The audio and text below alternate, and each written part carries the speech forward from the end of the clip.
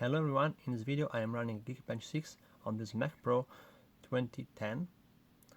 It's a 5.1 model and it's modified to run Sequoia with OpenCore Legacy Patcher, and I also modified the BIOS, the firmware, to show the boot picker with every GPU installed by running the GOP enabler from OpenCore and flashing inside the firmware. So let's give a quick look of what Geekbench is and what it's not. So Geekbench is a testing tool that runs a lot of different calculations, and it runs them in the first part they are only running on single core, and then they are a little bit multi-threaded. It's not perfectly multi-threaded, so the scores really don't scale that much with the number of cores like other benchmarks, for example Cinebench does. It's also not a good stability test or stress test for the system because the tests are very short and there's a kind of a small gap between them. If you had any kind of tool to check the performance, the CPU usage, you will see a lot of spikes and in and out, and so it's not really taxing the cooling system of your system. One thing that Geekbench does is like being a catch-all test with a lot of different calculation done. It's a bit like dependent on the memory latency, on the memory bandwidth, and on the number of cores, and the IPC of the architecture, the frequency, the cache. So it's a catch-all. But one thing that is really important about Geekbench to keep in mind is that it's constantly updated to make use of every new instruction set and feature and accelerator inside the new CPUs. So it will show a lot of advantage for new systems, new CPU architectures, which might not translate in any real usage benefit for the average user, for your particular user case. So don't be scared when we're going to compare those numbers with newer systems. Now, this machine, I took out the other drives to make sure that there's nothing running in the background to index them. And with Macos, it is very important to let the system run a couple of minutes before running any kind of benchmark, because the Macos takes a little bit of time to get running. In the first couple of minutes, it will perform some background tasks, and also Macos has a problem with, as a feature, to check every kind of applications that runs with a online database, certificate database. And with this kind of patched machines, I don't have any updated Wi-Fi card. It's still running on original Broadcom, and this takes a lot of time to connect in the first minute of the system running. So that also would affect performance a lot if I try to run the test at the start. So I waited 5 minutes to run the system, the benchmark, and I'm also running it twice. And I also collected the benchmark results with 2 memory sticks. We're now running with 3. This machine is running an X58 platform CPU, Westmere AX, I think, or EP, and this CPU has 3 memory channels, and Apple decided to put 4 slots on the memory board, on the CPU memory board, probably because of looks, but you only have to populate 3 to get the best performance. If you run 2 or 4, you get worse performance. So that is finished the second run, and then we'll give us some commentary. So here we are. Second run is finished. Let's check it with the previous results that I was getting with the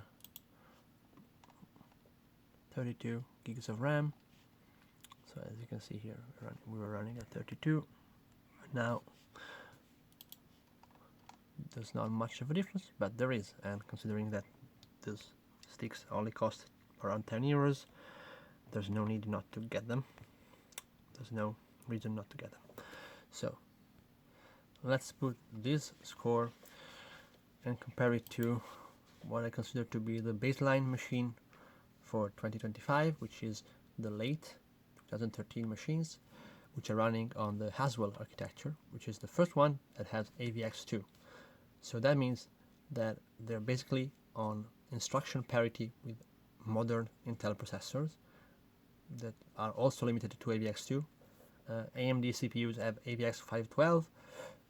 That is a Intel like Intel instruction set, but in a like ironic twist of events, Intel abandoned it and left it to AMD, and AMD picked it up and they're using it. So again, like that's the reason, one of the main reasons why Intel is such in a bad position today. They're questionable decisions, whatever. But yeah, you get the idea. It's like this 13-inch laptop from 2013, which is only 3 years after, gets a lot better single core, and it's only a dual core. Well, this machine is 6 cores, but the multi-core score is only it's less than double. So you really can tell how much Geekbench loves new instruction sets, and but also how it managed. It's true that Haswell was a huge leap in performance and efficiency, especially in 2013. This is the score for a modern 6-core AMD CPU. So we are still in x86 realm, but yeah, you can see that our single core is a lot higher than our multi-core from the Macpro. Yeah, that really tells all.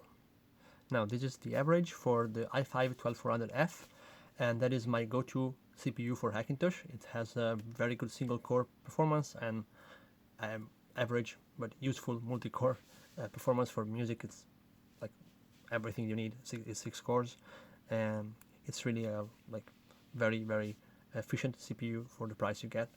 It's usually about 100 euros, and keep in mind that this CPU has an issue called clock stretching, where it's automatically underclocking itself when it doesn't get enough voltage, which is a common issue with lower end boards.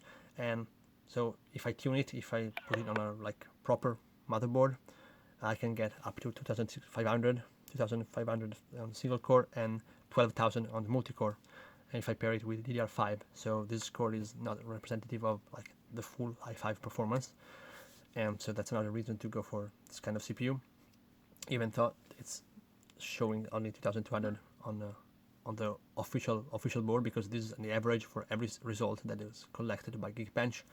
But it's also taking into account very low, under 2000 scores coming from low-end machines that have power delivery problems, voltage problems. And here we have the M1 CPU.